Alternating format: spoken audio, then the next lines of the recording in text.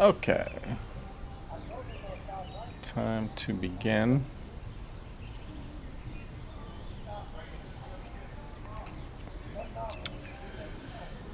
I wish it all worked without a hitch, but there's always some technical issues, but I think I can manage here. No, I don't want to do that. Okay, unpinned message. Okay, because now I'm here. Okay, and I'll put this on the side here. Yeah, I don't want to do that. Let's see if I can do something like that. I think that'll be good enough. Yes, move this way. And hopefully we're good. Okay, yes, now it is. Welcome. Welcome to the live stream. This is the Black Ponder. My name is Neil Trotter, the host of the YouTube channel, Black Ponder. Welcome. I'm just gonna be talking here, and if somebody has anything they want to say, or if I don't even see a tally of if there's anybody watching or not. But I'm just talking. I do see a chat by Lionel Daniel. Hello. How are you doing today? It's hot out here, but you know what? I could deal with it. I'm here in the Tennessee, Memphis, Tennessee weather. It's like 88, 89, 90 degrees outside. I'm on my porch because I'm like, I'll do it outside. I could go inside, but you know what? I think I'll just relax. Let me know if the sound levels are off. Let's see if I can.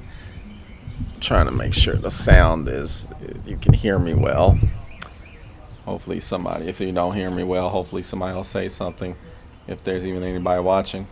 But yeah, it's also humid because it was just raining, but it stopped. So I come prepared. Got a napkin, a sweat rag, might as well. Okay, so what philosophy book you read that broadened your vocabulary? Mm-hmm. Oh man, yeah, I'll answer questions. Anybody got any questions before we go dive into the topic for today? So, what philosophy book I read that broadened my vocabulary? I think almost all books, philosophy texts I read broaden my vocabulary. I can't think of one that really gave me more words than any other. Yeah, I can't really think of any particular ones that come to my mind, but I think just generally, any philosophy text that I read, it generally broadens my vocabulary. So that's cool. And you like my page? Well, thanks. Thanks. Cool. And then we got Jamie Walker. Hello.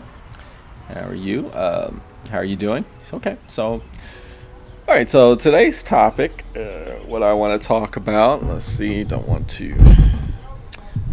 Hopefully, audio's good. We will see. But yeah, I want to talk about why avoiding topics about religion or politics that can be kind of dangerous at times, a bit harmful. And it's a fine balance. You don't want to be talking about discharged topics all the time because you won't be able to chill out, relaxed. I'm the best. Okay, thanks. Lionel Daniel, you're the best too. Yeah, so, I just, people, you could talk about whatever you want. I just feel sometimes, there's a saying where it's like, you're having a discussion with somebody or, just having a topic, and, there's a common saying like, oh, you know what? I don't talk about politics and I don't talk about religion. Those are two topics that are just, I don't talk about them.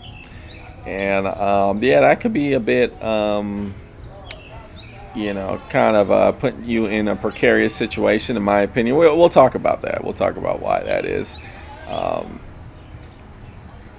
Yeah, even with, I'll give you some examples. I mean, just one that comes to my mind is, when I do philosophy YouTube videos and people will say, man, I wish you would leave religion out of it.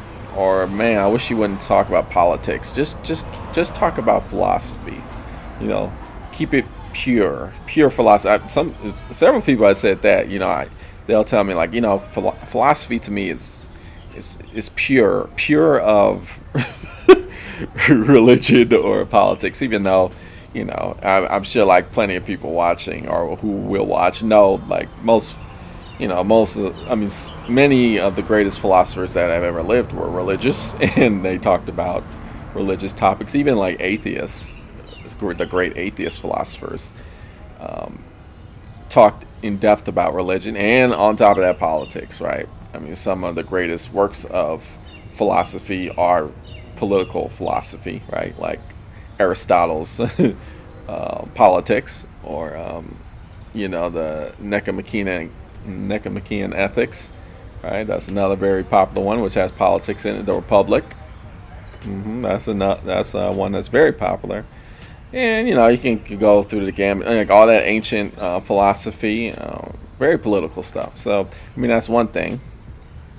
You have Thomas Hobbes, the Leviathan, which is has some deep philosophical ideas. A lot of the ideas in there are problematic, but nonetheless, it is highly influenced society and the way we live in the world, wherever you are in the world. Like, your political structure, which determines how you live in the world, was based off of ideas from Leviathan. And that's the thing about one of the things I want to talk about. It's like, well, sure, maybe you want to avoid these types of discussions. Maybe you're not a religious person, maybe you're not a political, but the problem is religion and politics affects your life want to whether you want it to or not. Right? So what happens is when you avoid these topics, you're basically avoiding, like, how your life is going to be structured or determined. It's not like you can't really escape these things, right? Even if you decide, well, I'm going to go live off the grid, or I'm going to live off society, even then, right? Right? Yeah, there's just still like plenty of influences, because how are you going to get your resources? Things like how you're going to like support yourself. Like it's unrealistic to think you can just like exist independent of the rest of the world. Right, we'll talk about that more in depth. Let's see, and then what you say, Jamie Walker. Politics dictate most aspects of life, so it's beneficial to be engaged and aware of politics. Exactly.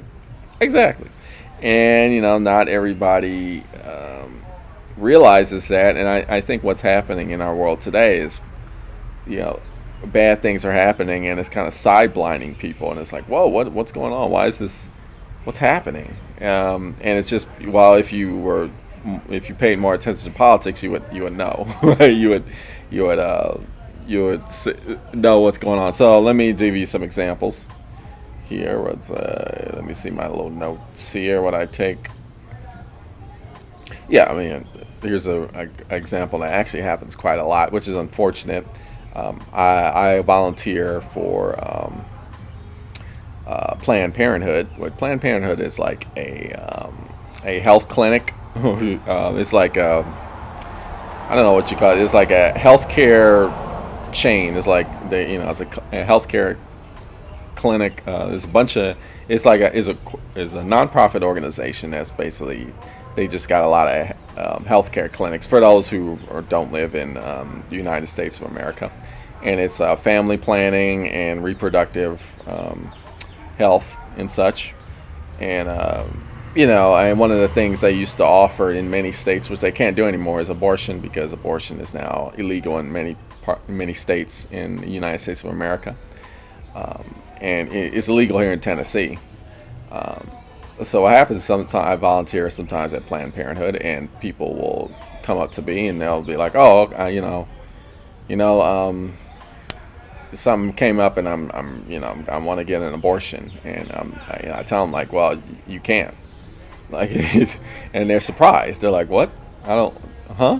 And I'm like, it's just it's illegal. You can't get an abortion, and they are surprised that happens. A lot of people who live here don't even know that service is, that healthcare service is illegal now.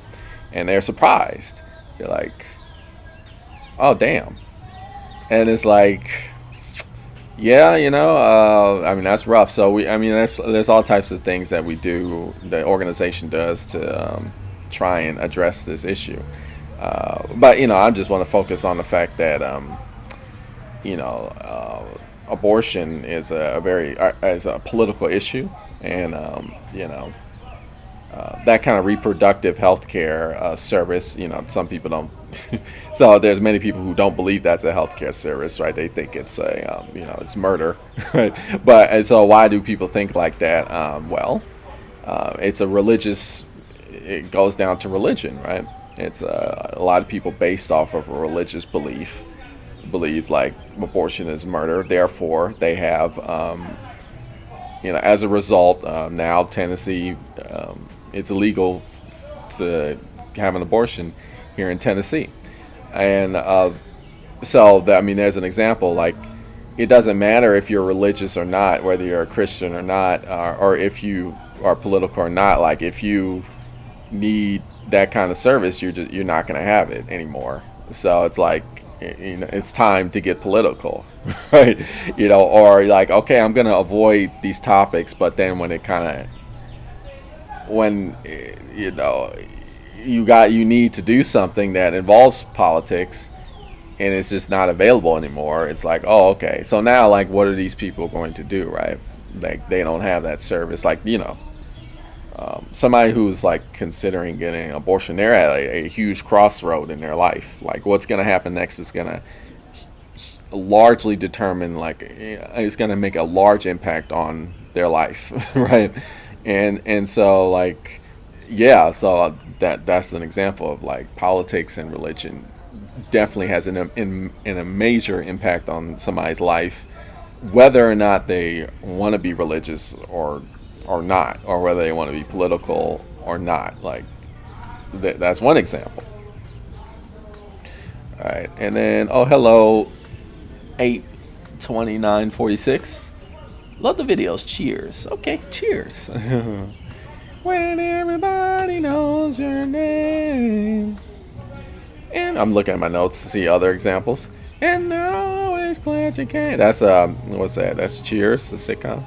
You wanna be where everybody knows your name. Cheers.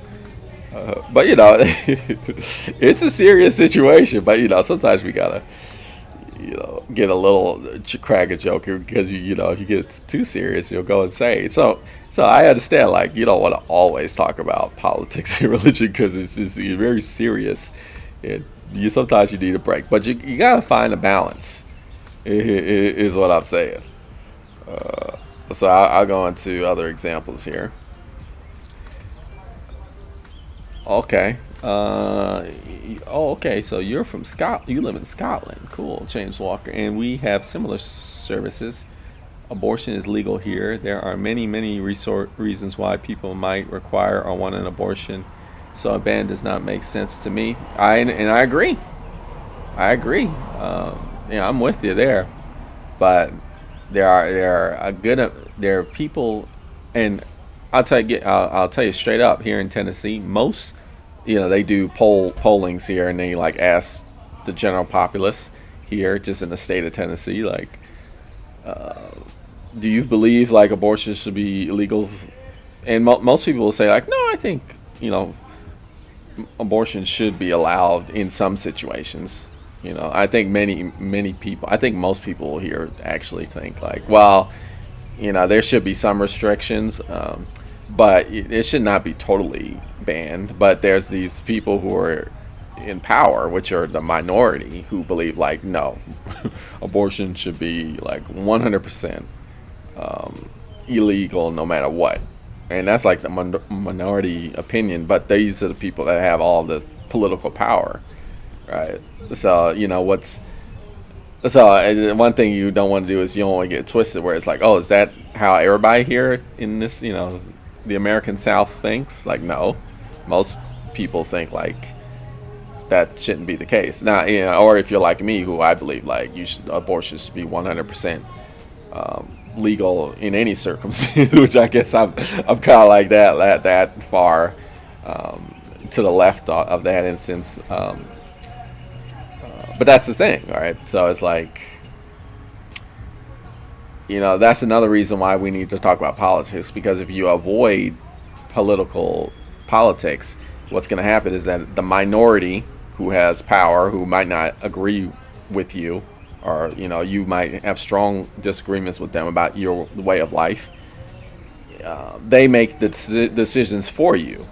They're like, well, if you're not going to participate, I'm going to participate, and I'm going to make the laws this, and this. And then you're like, wait, what the hell? Like, I didn't consent to this. Well, you avoided politics, so that's how you consented to it. So that that's what I'm talking about here. All right. Okay, so Lionel Daniel, what philosophy book that had to reread to understand it? Oh man, I think most philosophy books, right? Yeah, I think that's the thing about philosophy, right? Philosophy books in general, whether it's Walden, which I read every year because I just love it. But yeah, there's no philosophy text that I read that the one time and I understand everything. I reread most of the time, which is why, sometimes I pump out videos kind of slowly because, I have a good time rereading. I don't have a problem with rereading books at all. And so most books I read that are like heavy in the philosophy, I reread. So that's the thing. I heard that you reread several things. Yeah, yeah. That's the thing about philosophy. If you want to like get into the field of study of philosophy, get very comfortable with rereading books. That's why I'm kind of like not of there's a whole community on YouTube that are about books. They sometimes they're referred to as booktube. And there's the section where they're just like, oh, I read 100 books in a year. I'm gonna set this challenge. I'm gonna read 75 books this year. And I'm like, yeah, that's not gonna work with my reading style or like philosophy. I don't think that can work with if you're like trying to really take philosophy seriously, like setting a goal like that. Oh, I'm gonna read like 10 philosophy books. I don't think you should set your goal up like that. You should be instead just be like, okay, I'm gonna read this text, and and I'm gonna just try to understand it. Because honestly, like with some philosophy books, you can spend a whole year reading, right, and you can gain so much knowledge, right? So, I guess is what they call it. Quality over quantity. Right.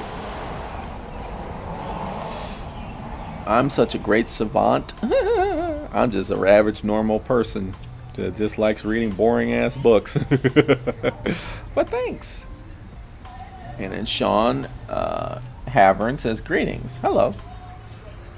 Okay, so you're a political nihilist or nihilist. Some people say nihilist. I say nihilist. My claim is that politics as a discipline doesn't actually exist. Oh, okay. What is commonly called politics is actually an outpouring or product of other disciplines and thoughts. Oh, okay. And then there's another, you're bringing up another topic for your, okay, so let's go focus on that one. Let's see, there is no discipline that is called politics. Is that true? That's valid.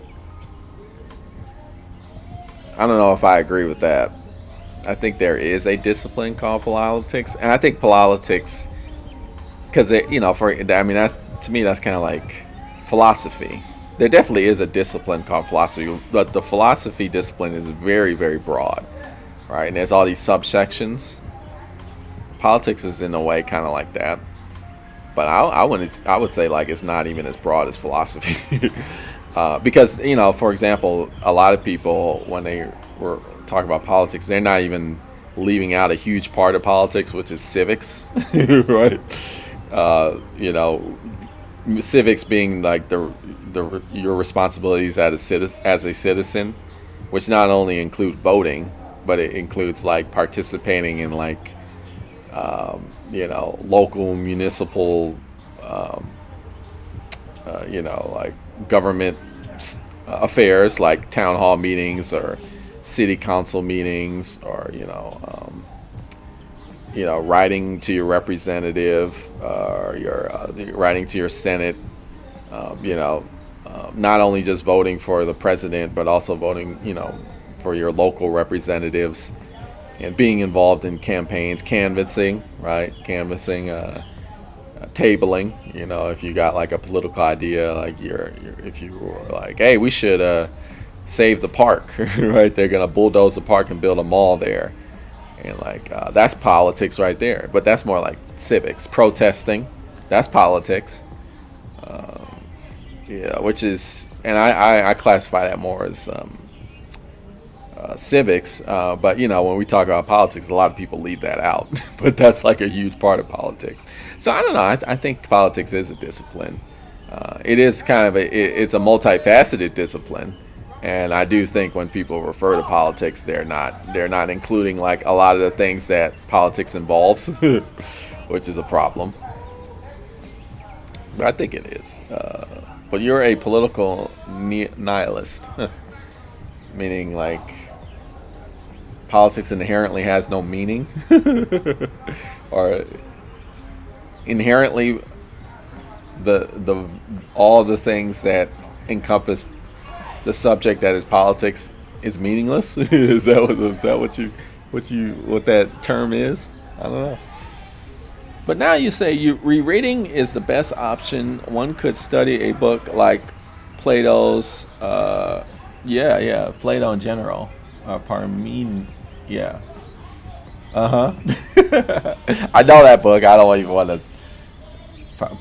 Parmenides, or I probably mispronounced that. Sorry. It took me a long time to even learn how to pronounce Nicomachean. But I know what the book you're talking about. But sometimes you read, but you never like say it out loud. So that's one of the things I have to Google. Yeah. You can read. There's books you can read. You can spend your lifetime rereading and still gain a lot of knowledge. That's true. Civics is super important. Yeah, it's true. I definitely agree that work on the community level is important. Yeah, honestly, like most political change happens on a community level, and honestly, like your local politicians are more important than here in the United States of America. I'm talking about. A lot of people put a lot of weight on the president of the United States. The president has a lot of power, but also the president is very limited in what the president can do. A lot of people, for example, blame the president for the state of the economy, where in reality is the economy doesn't. The president of the United States doesn't have. Has very little influence. The president has some influence for sure, but not a great amount of influence on the state of the economy, right? There are many other factors that play into the state of the economy, which the president has absolutely no control over, right?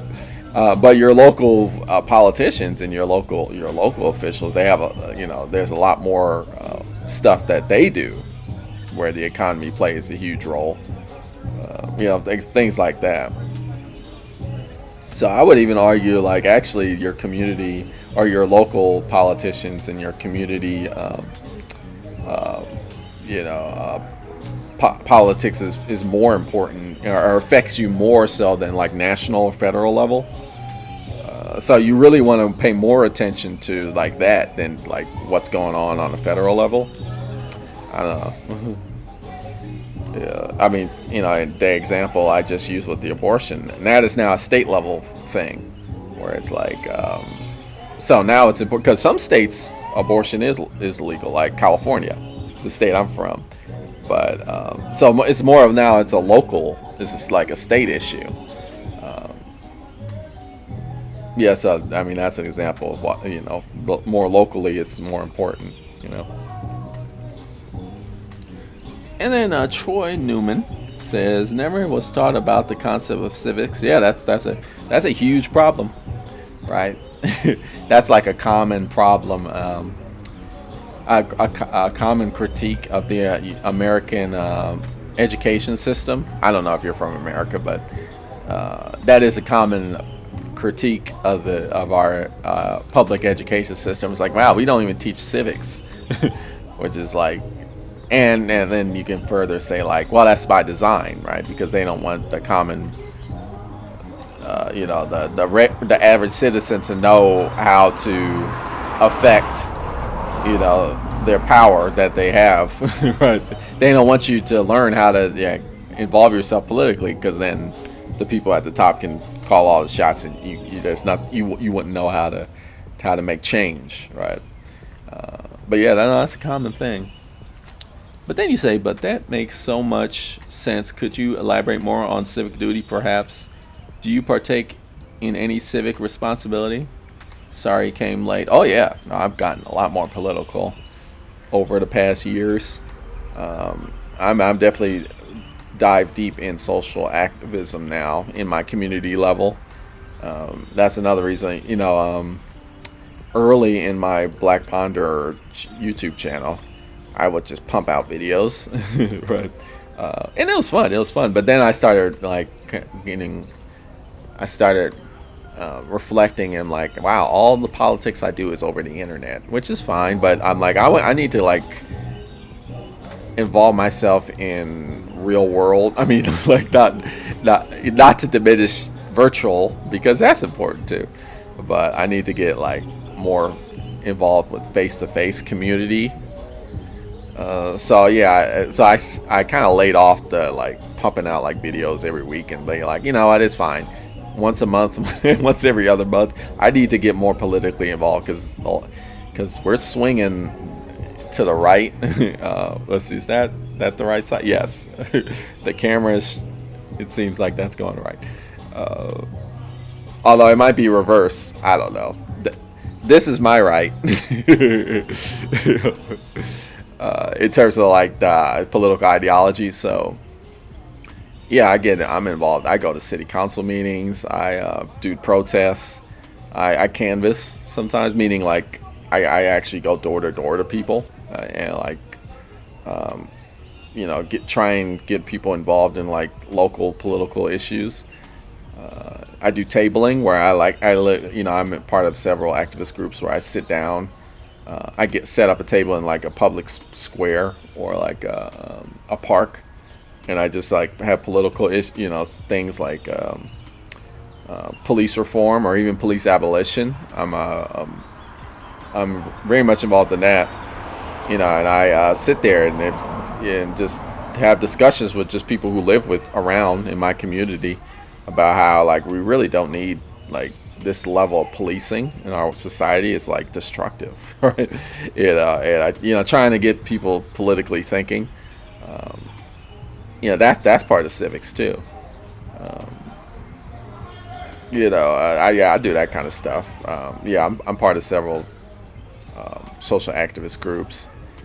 Even stuff like I'm also part of mutual aid organizations. One of them is called Food Not Bombs, where they do a lot of mutual aid feeding. But I do others too, where you feed homeless people or people who are hungry, who need food and they don't have access to it or they can't afford it. Some might say, "Oh, that's charity work," but it's also political work because you're shifting the power dynamic, right? Especially when we talk about like the concept of mutual aid, where so I'm not only I provide the food, which is donated and sourced from other places that would have thrown the good food away. Then I actually we have discussions. We talk about like because in my opinion, I tell them this. The people I give the food to, they need it. I'm like, this is not your fault. Like we live in a society where we think like, oh, you're homeless or you're hungry. That's your problem. Like you did something wrong. And it's like, no, our society is like skewed, and like certain people can make mistakes or they're allowed, they have these safety nets, right? And some people, they work their asses off and they make no mistakes and they're still like dirt poor. And like we live in this social economic paradigm that's just based off of discrimination and oppression, and that's why you're homeless or like that's And so and then we talk about why that is, right? And then trying to get people aware, like because a lot of people they'll be in like self-guilt and they'll be like, man, this is fucked up. I don't know. They'll be like, I really fucked up in life, which like, no, you didn't. Everybody messes up. And a lot of times you didn't do anything. You're just in a situation because, your society fucked you over, basically, or it's, more like, they become more nihilistic about things where it's like, F the world. I can't do anything about this. It's like, no, you actually can do something about this. There's a reason why this is happening, and this isn't just some sort of like random occurrence, and it's just like, oh, you just lost because some people have to, there's just some people just have to go hungry, and you just happen to be that person. It's like, no, that's not the case. so that's I bring all this up because that's another way politics it's shifting like the frame of thought. And because, knowledge is power, right? Because that's all politics is, right? Politics is the control of social power, right? Who has it and who doesn't have it. right? And a huge part of like social power is awareness, right? Getting people to think like, oh wait, man, we don't have to live in the situation that we do. We can change, or like, the system that's allotting all this resources is unfair by design, right? And like starting to get people to think, the old that's where the whole idea, the term woke, right? Woke is like you're aware, right? It comes from waking up, but now that term is just all over the place, and it means many different things to many different people. But that's the original, like the term of like, oh, I'm awake, like kind of like the whole getting your disattaching from the matrix, the blue pill, red pill thing. That whole idea, harkens way back to the Buddhism idea of the enlightenment, right? Uh-huh.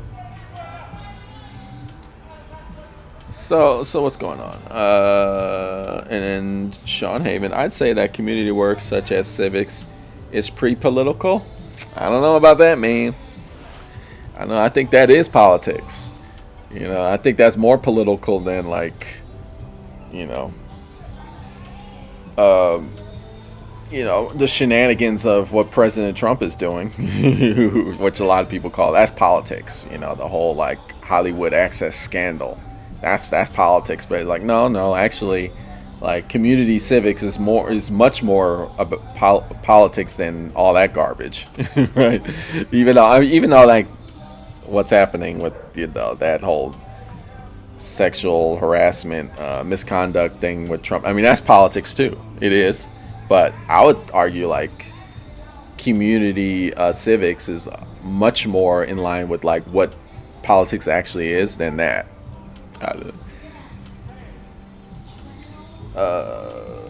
And then Troy Newman says, indeed, I am a Midwestern. Okay, thank you for your input and wisdom. Oh, nice. Yeah, Midwest. That's cool. Got to go. Okay, bye-bye, Sean Havern. Studying ancient Greek so you can read Plato. Oh, okay, you're going to next level. I just read the English translations, which is hey, I trust, I try and get the best translations. But yeah, no, if you want to go the extra mile, you're like, no, I want to learn the Greek, so I can get the source, which is great. So okay, and then Trey. Oh, I think I call you. My bad. I think I was saying Troy. Trey Newman. I don't mean to interrogate you, but I'm very interested. Do you have particular political cause that you're passionate about, or that you think more people should be aware of? Oh, hell yeah. I mean, have you seen my YouTube channel? I'm like really into feminism, which is a politic, right? I'm definitely left-leaning. I mean, we just talked about abortion. I'm all about like free access to abortion care. Yeah, I mean, just look at my videos on feminism to know all that. But I mean, I'll give you another example that I was going to talk about why we should be you should avoiding politics and religion might be a bit precarious, I would say. And I remember I was talking to my daughter who she's transgender, and I remember we were talking and she was talking about how it just sucks how my getting involved in so much because that's another issue which I'm passionate about, LGBTQ plus rights, and but it just sucks because people who are from that community, people, LGBTQ people, lots of letters there. Yeah, I find that interesting because it kind of shows like we're still trying to form the vocabulary and the language to describe identity in human beings. So you get into these terms that can be a bit overwhelming, but that's what we got so far. But we're still developing. But yeah, they're and just generally speaking, like people who are part of that community or people who are identify as such, they have to like live in this political existence, right? My sweat. It's like they, it's like, can they just live without having to be involved in politics? Because they all these new laws that are being passed here in like conservative red states are very restrictive to the LGBTQ community, and so we're just talking about how it kind of sucks. Like my life is, she was saying, like my life is not a politic, right? The problem is, it is, and that's a shame. Like it's sad that it is the case, but unfortunately, like life is politics. It's kind of like different, but similar and different. That's why I keep calling this channel the Black Ponder, right? Because really what I'm doing is when I say the Black Ponder is like I'm acknowledging that life is politics, right? Whether or not I'm colorblind or like I don't care about race, like it's the problem is society cares about race. And so people will argue like, oh, if everybody just ignored race, it just wouldn't be a thing. But society doesn't work like that, right? Because society is not just about people, right? It's about our structures, our institutions, which have this influence on our identities, right? So it doesn't matter if I could make the same argument where it's like, oh no, I don't, I don't refer to myself as a race because I don't want to. I'm not politics. Like my life, I'm not a politic, but you are though, because your very existence is challenging the status quo. That's what it means to be. That's what politics means, right? Where it's like your very existence challenges the status quo. And then we talk about this, for example, why is it that there's so many laws that are going against transgender identity? I think a huge reason for that is because transgender as an identity challenges the power structure of our current society, which is patriarchal or pure. Some people say Puritan or puritanical. I think that's the adjective. Our Puritan structure, which is a patriarchal power structure. Our society. The people who have power, they depend on a society that functions patriarchal, right? Meaning like they depend on the wife and the kid, the husband and the wife and the 2.5 kids and the white picket fence. That whole like paradigm is imperative in keeping the people who have power on the top. Like the people who currently have like the richest. Our rich politicians and such, they depend on that structure, that reality. Like, okay, women have their place here. Do they do this? Men need to do this. Children need to do this, and this, right? So everybody has their place in society, predefined. And if there's humans that exist that go against that type of paradigm. Where it's like, oh, wait a minute, there's this human whose identity doesn't fall into that patriarchal structure. Then it's like the whole political like structure is threatened. It's like, oh, well, I don't need to put my eggs in that basket. I don't have to invest money and time in that way of life. I can do my own thing, right? And that challenges right, the people in power. So I think that's a huge part of it, right? And what is this paradigm based off of? It's based off of religious beliefs, right? Which religion and politics go hand, right there, right? I remember my mama would always tell me, like, Jesus was executed because Jesus spoke against the political structure, right? That's why he was executed, because he was threatening the political power. Like, people were taking him more seriously than the people who were like the Caesar and like all the politicians. So they're like, oh hell no, this guy's getting too much power. We gotta take him out, right?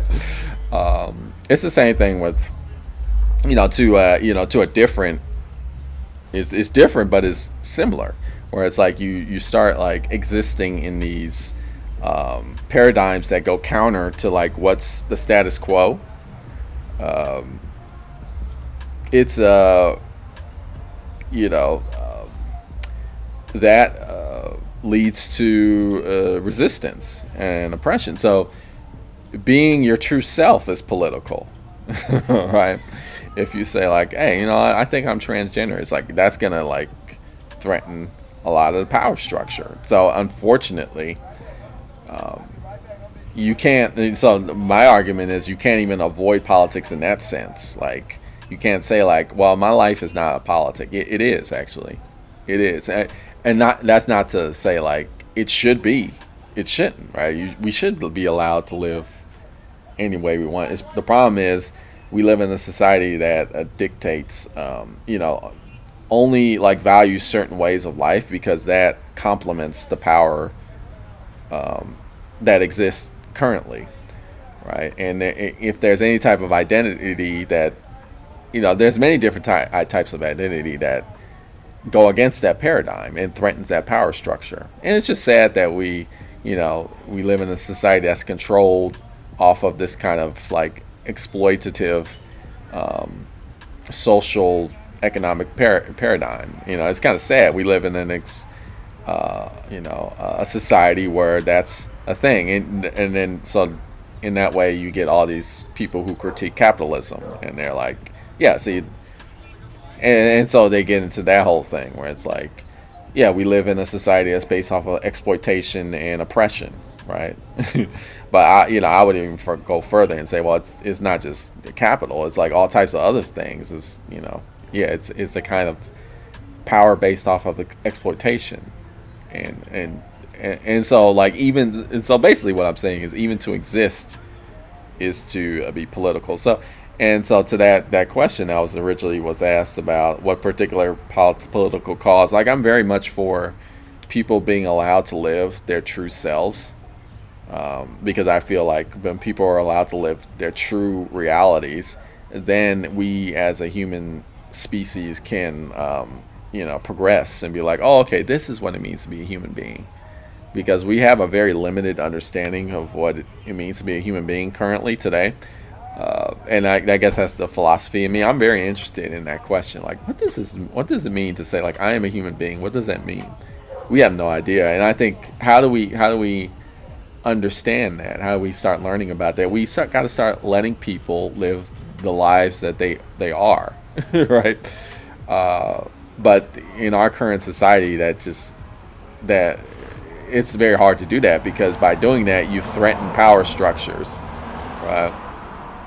So that's basically, like, in a nutshell, my political cause is that.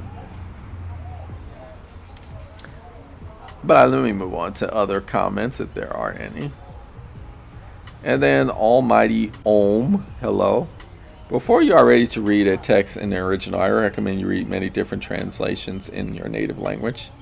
Then try the language. Okay, that's a cool recommendation. Yep. Actually, one thing I recommend is, reaching out to other philosophers, or, if you are like people who are in academia who you respect, right? And see what they're reading. That's what I do a lot. I'm like, well, if this philosopher who actually, because there's philosophers that I follow who know the language, like Greek, but they also read English translations, and they like hold them in high regard. So I'm like, oh, okay, well, I'll just read that English because they know the language, and they're also recommending this, so I'll just read that. You don't always have to do it alone, right? There's a lot of resources where it's like, well, what's the best English translation, or what's the best translation in my language? There's a lot of resources out there for you. Like, there is this idea like, oh well, you know, um, the best way to read a text is in its native language. Um, and arguably I mean that's true, but I would say that's only true. I would say like that's only really important if you're like like becoming a professional in philosophy. Like if your idea is like, oh no, I want to get paid to be a philosopher, then okay. If you're a paid philosopher that are like that's your bread and butter, like okay, then it's like you should be starting to know the languages. But if that's not, if you're just like doing this as a side thing, or like even if you're taking it very seriously, but it's still like not your bread and butter, I think it's just fine to, because there's a lot of great English translations out there that are like very truthful to the source material. You can even look at who's translating it and be like, oh yeah, that translator really took the text very seriously and they know the language very well. And yeah, I'll take that. I'll choose that translation because the translator is very good. I don't know. So it's not all. I don't feel too bad about reading texts that are translated, because there's a lot of good translations out there. Okay, you must be familiar with all the sides of an issue. Otherwise, you cannot say you have a stance. Worse than lies are convictions. Yeah, I think so. I usually, that's not that difficult to know the sides, because usually both sides are very vocal. you know, uh, it's particularly like where I'm from in the United States of America, where you have basically two sides of everything, and like everybody's letting themselves known. So it's not that difficult to know each side where they stand. Let's see. It is not about no race. It is about defining yourself by race. That is limiting and liberating. We are made up of many aspects. All are personal, not easily defined. Well, okay, so for that, I would recommend a video I did. It's called The Collective Schizophrenic, or I think that's what it's called. I think it's called The Collective Schizophrenia or something like that. I did a video about it. Yeah, search there, and it talks about that very issue. And it is extremely good book, and it has this really deep philosophical message, which makes a lot of sense. It's this author; she has schizophrenia, and so in the ableist, or like the mental health care community, there's this whole idea about like, oh, you shouldn't call somebody like a schizophrenic. You should say like, oh, this is somebody who has schizophrenia, or like, this is, you shouldn't like use the adjective to describe the person, right? Same thing with bipolar. Like, oh, this person is bipolar. Like, no, this is not a bipolar. This is somebody who has bipolar disorder. And so on and so forth. Like, oh, this is a depressive. That's a depressive. Like, no, that's actually offensive. It's that's not a depressive. That's somebody who has depression. But she kind of, the author kind of like challenges that notion, and talks about how, well, no, I mean, she says like, schizophrenia has defined me. Schizophrenia, I mean, it's so integral to my life. It literally reconstructed my brain chemistry. This is the author saying this, and she's careful to say like, I'm not speaking for all people who have schizophrenia. She's just speaking for her, right? And she's saying like, schizophrenia is integral to my existence.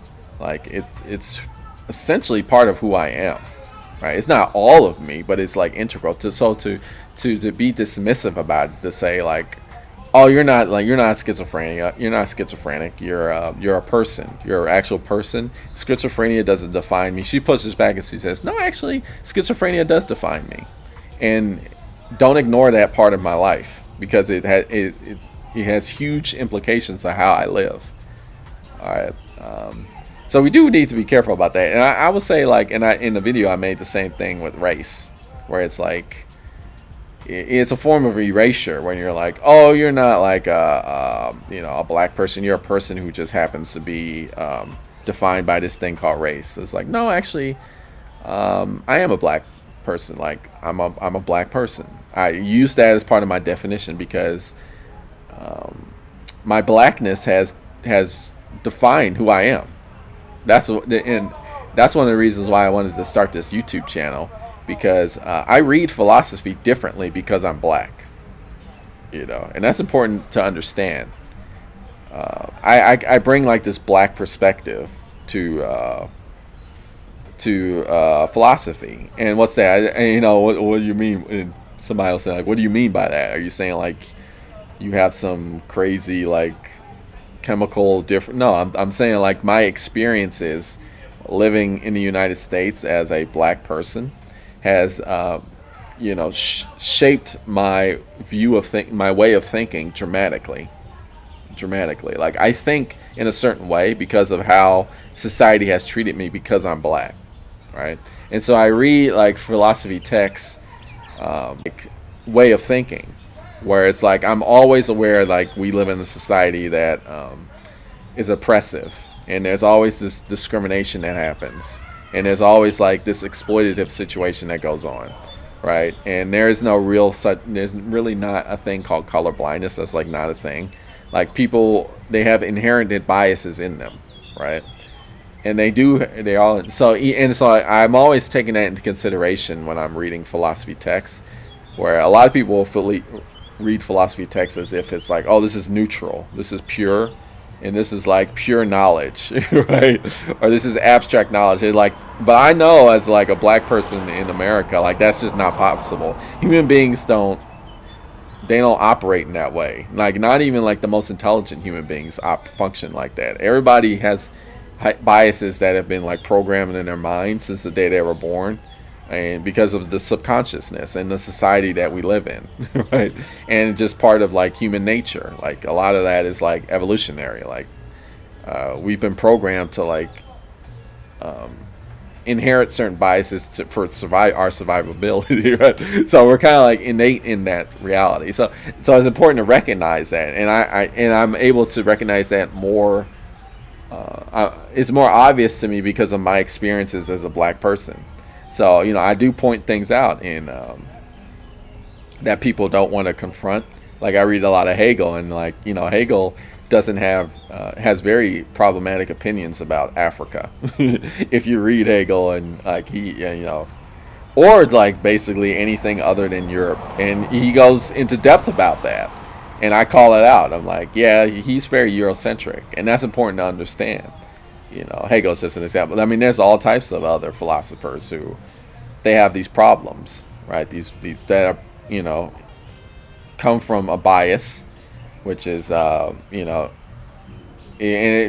basically a racism, even though it's not like the racism of today, right? Because this is way before American slavery and like the concept of blackness as we know it. But even back in during the time of Hegel or whatever, the nations were still, there was biases there, and certain people were considered lesser than, and certain genders and sexes were considered lesser than. And so I'm fully aware of that, right?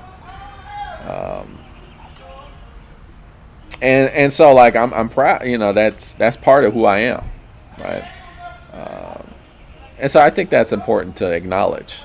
Like, your experiences really do define you. Your experiences define you. And when you say like, oh, you're not, I don't identify with my race. Basically what you're saying is I don't identify with my experiences. Because really that's what race is. We talk about color of skin, but really it's about like how society your experiences with society, right? Which has a profound effect on you, right? But I could go into, I mean, that could be a whole video in and of itself. And then James, is that James? Maybe claiming your identity isn't political is itself a political strategy of normalizing your identity, right? I would say claiming your identity is political, and you can just live, you can exist and just be involved in politics without even like trying, right? Without even having the intent. That's what I'm saying. Like, it's not even like about strategy, right? You can just live. Like, if you get like pulled over, as many, like a common occurrence being black, right? If you get pulled over by the cops for no reason other than, driving while black, that's politics right there. Because that is society, the political power structure, society enforcing its power onto the public, right? Based off of who you are, right? So that's a politics. When they discriminate against transgender people, which they do here in terms of their health care, they can't get like certain like gender dysphoria healthcare treatments to deal with like that kind of condition, which it is. It's like it's a health condition, but our society has deemed like, oh, that's not a condition that's worthy of treatment because it's not really healthcare, right? Which it is. So you're just trying to live. You're just trying to get the healthcare you need, but your politicians saying no, you can't do that. So you're like, okay, what are you gonna do at that point? You gotta like get the healthcare. You're gonna die. So it's like you might say like, I'm just trying to fight for my healthcare. While you're being political at that point. It's not even. I guess it's a strategy of just living, but I mean everybody just trying to live, right? That's what I'm talking about. Right, it's like just existing sometimes is an act of politics because your existence is challenging the status quo. Even though like you're not trying to fight anything, you're just trying to live. But that's just the world that we live in. Like there are people who have power that they want to erase certain people, right? And that's that. I mean, that's a horrible reality, but it's true.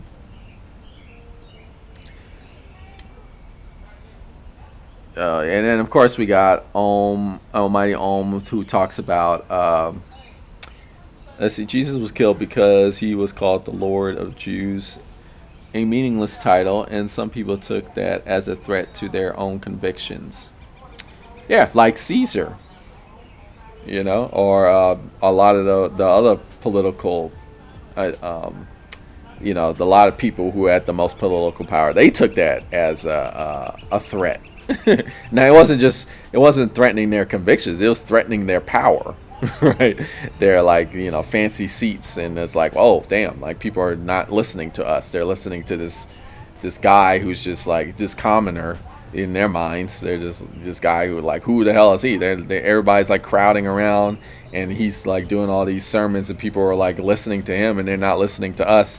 Are they gonna like? Are people gonna take us seriously anymore? We gotta take this guy out. So it's not just like they weren't just threatening his convictions. I mean, the people that executed him were politicians, right? That did it, right? It wasn't just like just some just any old citizen off the street that just took him out. It was like powerful politicians that took him out.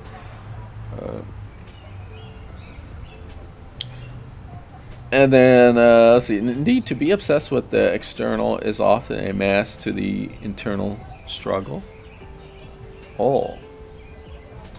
Yeah, no, that's now upon reflection of that, yeah, that's kind of true. Where it's like a lot of things, we we blame a lot of things that are happening, or like, well, maybe it's not so much blame. Is we think like, oh, like all these things that are happening they're happening externally, but the reality is it's like an internal thing. Right? And it's not just internal like myself, it's like internal like all people. So it's kind of like an external internalness, where it's like, you know, like implicit bias or subconscious bias is the internal thing, but that affects, you know, the subconscious bias that's an internal process affects people externally. Right? So it's kind of a mix. You define yourself, you define your I yourself, but not the expense of any other.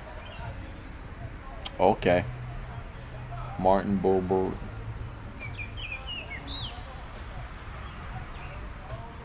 I'm just trying to understand that. You define your I yourself, but not at the expense of any. Oh, I see. Yeah. Philosopher is love of wisdom, not love of convictions. First rule of logic is doubt, and that starts with your assumption and attachments. Okay. Philosophy is the love of wisdom, not the love of convictions. I mean, what is philosophy? That's a very simplistic definition.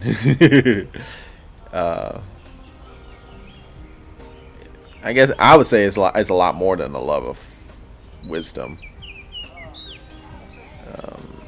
I would even argue philosophy is like how, you know, it's the examination of how convictions are formed. Like that's a philosophical pursuit, or that's philosophy. How do you develop your convictions? Like, where do your convictions come from? These are philosophical questions, in my opinion. And, you know, first rule of logic. What logic? I mean, there are many kinds of logic. Right. There's so many different. Yeah, that's another thing. Like, people will say, like, well, that's logical. Like, oh, what do you mean, like, and or logic? Boolean logic? Or do you mean, like, common sense logic? Or, like, what logic are we talking about? What philosophy book I should read for beginners? Yeah, so I recommend Plato's Dialogues. I used to know them off the top of my head. I know one is the Apology Erythro, I think. It's basically I think it's 4 of them. Credo, that's another one. It's like a collection, I believe it's 4 of Plato's Dialogues. I did a video. It's like my second video that I did on this channel. And it's like the trial and death of Socrates. Those dialogues. Start with those. Yeah, I think you can just Google the trial and death of Socrates, and it'll give you a list of those dialogues. So the Plato's Dialogues is a great place to start because they're short and sweet. They're not overly complicated, but they got deep philosophy, and they're foundational, meaning like a lot of like complicated philosophers base a lot of what they're talking about from Plato's Dialogues. So if you know Plato's Dialogues, or you know the ideas, you got a good foundation. Okay. And then if you want to get more to Eastern philosophy, Tao Te Ching, that's another short and sweet work of Taoism. And also foundational, like that kind of fundamental Taoist thinking. Very short, yeah, so it's not complicated, but it's like one of those books you can read for the rest of your life and still get something new out of. Check that out, Tao Te Ching. That's a good beginner book. And then Almighty Om. Not all texts can or should be read in the original. That's probably, yeah, no, that's true. Lost languages are even, yep. That's true. I wouldn't even argue, like we were talking about Hegel. Hegel is not very advantageous to read in its original German. You can, but Hegel is notorious, like he's not a very good writer. Even in the German, this is what German people who read Hegel in the German, or people native to Germany, they tell me this. They're like, oh yeah, that the German he writes is like really bad. Right? Like, so you're reading in English, which is also very complicated. It's like the German is no better. Right? So I mean, that's an example right there. You might, I mean, so for Hegel, for instance, like reading the German, the original German is not going to be very helpful for you if you don't originally know German. You could. It's not any better than reading the very good English translations that came out. Right. And then you say the word you use also had meaning. Men split between knowledge and madness. The words should identical in Greek. Okay. And then you say it influences a person, their illness or culture, but it does not define you. You define you. Jung called it individuation. Yeah, I don't. Much like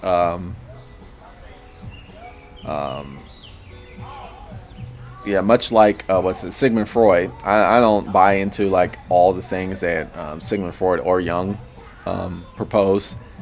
You know, they're both very influential, but some of the things I think are kind of off base. I think that's one of them, and I do think it's kind of true. Like, your experiences do define you, and your illnesses are experiences, and they can define you. They can, and that's not like to take away from you, as to say like, oh, you don't have agency. It's like, well, no, you have a lot of agency. It's just there's just some things that are beyond your control, right? And what you experience is, I mean, you can react to your experiences, but just experiencing certain things have large impacts on you, and they do define you. I mean, there are things that you can experience that will impact you for the rest of your life. And is that not a definition of who you are? I think sometimes we do get into this trap and we believe like, we have a lot of, we have so much agency when we really don't. But, and, at the same time, you don't want to go the opposite direction of the trap and say like, oh, free will just doesn't exist and we have no agency whatsoever.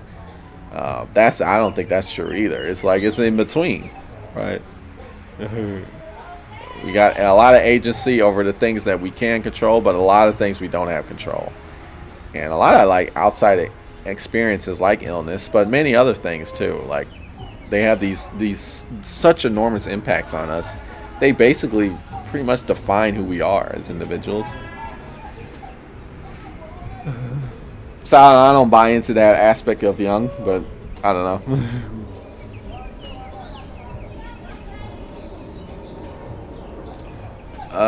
No single person has the same perspective. That's true. Uh-oh, it skipped.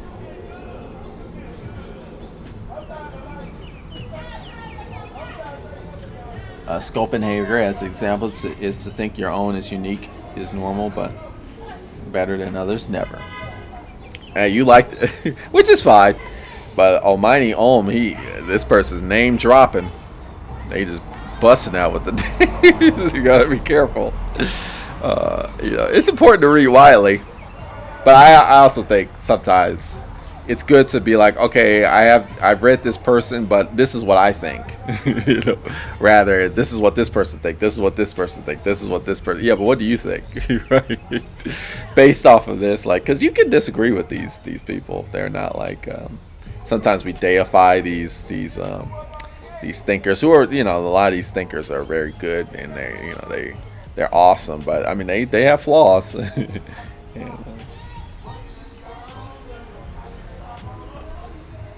You're not alone with your distaste of Hegel. I like Hegel, actually. I don't have a distaste for Hegel, but there's some things I disagree with. That's what I'm talking about. Like, I don't agree with everything Hegel says, but Hegel has a lot of good insights, and that's basically every philosopher. I mean, there are a few where it's like, man, there's some though that are like, oh, I think I basically believe everything you're saying, or I agree with everything you're saying, but most are not. But just because I disagree strongly with one thing they're saying doesn't mean I have a dislike for the person, and that's part of philosophy too. like it's philosophy is like conversation. That's why I do these live streams. It's kind of like a back and forth, even when you're reading. And when I read, in my head, I'm having a conversation where I'm like, well, I disagree with you there. Oh yeah, you got a good point there. I don't know about that. Oh, that's really good. It's not just like I'm not buying. I don't like agree with everything that they're saying all the time. I think that's one of the hallmarks of like good philosophy is like reading these great philosophers and kind of reflecting like, well, do I actually agree with that, or do I not? Or like, and if I agree with it, why? As opposed to like, okay, I read, now I understand, so that's that. It's like, yeah, but is what they're saying like, does it make sense to you? Or is it like off base? That's an important part of philosophy too. Made more people philosophers. In fact, he arguably made more people philosophers because they disagree with him so much. Kierkegaard was one of those. Kierkegaard had strong opinions against Hegel's philosophy. So he's like, I'm going to create existentialism, which, he didn't actually say that. But he is considered the father of existentialism. Because he was of the opinion, like, philosophy is getting too abstract. We have to, like, bring it back to the human experience, which is what existentialism is, right? It's philosophy based off of the human experience, right? As opposed to like the abstract thought. Right. Let's see, and then okay, what is this? Deshawn with that fancy lettering there. Do you feel that you would interpret philosophy differently if you were not raised in the American South? That's true. I actually was not raised in the American South. This is just where I live now. I was raised in the San Francisco Bay Area in California. And yeah, I think like if I was raised in the American South, I probably would feel a bit differently. In the San Francisco Bay Area, it is a very diverse, lots of different people, lots of different opinions, lots of different, you grow up, when I grow up, my best friends were Muslims. I'm a Christian. I had, Buddhist friends. I even have friends who were like Taoist, which, was kind of cool. Like, that was their religion, was Taoism. Still is, I'm thinking of them now. And we, now we just talk on Facebook. So a lot of different religions I grew around, a lot of different ideas about things, and so that really helped me be able to coexist with different ideas.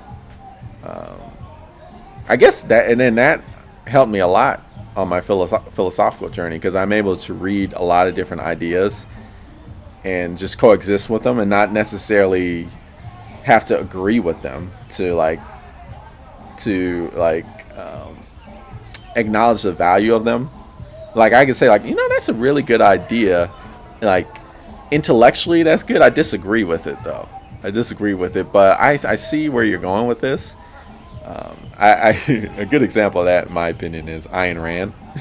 Well, I strongly disagree with Ayn Rand, but sometimes I read her books and I'm like, okay, like, no, I see where you're going with this, and this is well thought out. But yeah, I can't buy into this. But it is well constructed, the ideas that she presents. I feel some people think she like all of her ideas are kind of whack job, but I think some of her, Ayn Rand I'm talking about, she's a good writer. I think she's a good writer. It's just, yeah, some of her ideas I just don't agree with, but I'm able to do that because of my background. Like, I think so. I think I grew up and I had lots of friends who didn't believe in the things that I believed in, but I learned like, oh, you're still cool. You're a cool person to hang out, play video games with, shoot basketball with. I'm not really into Allah, but I'll chill out with you. I'm not into meditating with Buddha, but All good. Let's see. Knowing nuances and biases. Tao Te Ching is fire. A full discussion and review would be great. I do have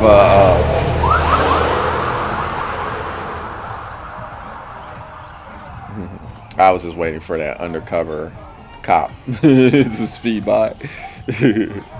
He's gone now. It's like a cop car that was not marked because it had the sirens. But yeah, I do have a video on Tao Te Ching. Check it out. Just search my channel and check that out. And let's see, do I have anything else I want to discuss here? Yeah, so in conclusion, I would just like to say that we live in a world, and it is a world, right? What I've said is, like, in the United States of America, we have this concept like, oh, separation of church and state. There's no separation of church and state here in the United States of America. Arguably, there's never been a separation of church and state, even though it explicitly says this in our Constitution. There's no separation of church and state. As as you can see, laws are being passed based off of religious belief. So there is abortion ban, LGBTQ plus restrictions, all these laws that are literally like state laws, state based off of religion. There's no separation of church and state, and you can say that about the world, right? Whether you say like, oh, I guess to various degrees. So you could be an atheist, right? But you can have laws that are based off of religion that you have to follow, and if you don't follow it, you'll get thrown in prison. You'll get fined or thrown in jail. And you're like, I don't even believe in this stuff, but it's like it doesn't matter because the people in power who are religious are defining the laws, right? So what I'm saying is, like, you can't avoid religion, either way it go. And so, like, which is not to say like you should adopt those ideas. It's just but it is to say, like, okay, it's now you got to get political. You got to be like, you know what? I don't believe in this stuff. Like, you don't get to say, you don't get to like define how I live based off of your belief system, right? Now you're being political. Right? Now you're starting to be political. If you like actually take a stand and be like, no, I don't accept this, like, because your whack job belief system. You're going to create all these laws that I have to follow. I'm a protest, which is a political act. Or I'm going to vote you. I'm not going to vote for you next time. I'm going to vote for somebody else who's not as religiously fundamentalist as, or whatever religious term you want to use that describes these people who, create all these laws that don't really, they're just so based off of patriarchal Puritan beliefs. That's all I'm saying. Sorry to be late tuning in now. Oh man, I'm sorry, Miriam. I think I'm concluding now, but always feel free to check the video later, and of course I'll be back next week. And then Winston Slater says, "Hey Neil, I like your shirt." Yeah, dashiki. I've had this thing since high school, so this is old. This is old, man, because it's been a long time since I've been in high school. So that's basically what I'm concluding. Lots of laws today are based off of religious beliefs, and if you're saying like, well, I don't want to talk about that, it's like you're gonna turn around and you're gonna want to do something, and it's gonna be illegal, and you're gonna be like, what? I don't understand. What? How is this illegal? How can I not do this? Well, you wasn't paying attention, right? So I would just encourage you, get politically involved, right? And when I say get religiously involved, I mean, I'm saying you could be an atheist and take a stand and be like, get your ideology out of my way of life, right? Which is a political thing to do, to like go up to a politician and say something like that and be like, you need to like get your religious belief out of my wealth, my livelihood, right? That's why I encourage you. And then, like what we were talking about, do it at the local level, be like, because there's all types of local issues, but here in Memphis, Tennessee, I mean, which was global news. Not only the person that got killed by police officers here in Memphis, Tennessee, Tyree Nichols. Also, we had some local officials, representatives here in our county that got thrown out. And you might have heard of that. That was global news because they were trying to protest. They're trying to get the state government to do something about gun reform, gun right, to restrict access to guns. And they got kicked out, right? I mean, that was global. But now they're back because we, as our local community, was like, no, we're going to vote you back in because that's what we want. And so you go back and you tell these jerks who have all this power, like, we want to restrict guns because, I mean, people are getting murdered left and right because everybody can just get it don't matter who you are, you just get a gun, right? So, and politics and religion are a way of life, whether you want to acknowledge it or not. And the more you ignore it, the more you're going to be in danger. That's all I wanted to say. So to that end, I'd like to thank all the people who showed up and had a discussion with me. And also, if you're watching later, tune in. Feel free to comment. Make sure you hit that like, comment, subscribe. No, I don't care about that. Make sure you smash that subscribe button and hit that like. And look, I'm very happy with the discussions we have here. As long as I'm cool with that, if you would like to do those things to appease the YouTube algorithm, go ahead. That's fine with me. And if you're like, hey, I ain't trying to do all that. I ain't tripping. You can not do that. As long as if y'all, I like people who I can talk to and chill out with and speak philosophy with. That opportunity, which I already have, is great for me. So thank you. And I should be able to do this next week. I don't know what the topic will be, but I have several. If you have any recommendations, feel free to recommend. I've featured a few recommendations of topics here on live stream. And, soon we'll have our regular video, a philosophy video out. I'm reading this book. It's called The Ethical Slut. And it's a feminist work. So I'm going back to there. I know there's people who don't like when I do videos about feminism, but I like it because that's my politic. So there's that if you're interested. So I'm going to come out with that video soon. But until then, next time, I'll see you. Thanks for the discussion. Yep. Take care, James Walker. Bye-bye, everybody else. See ya.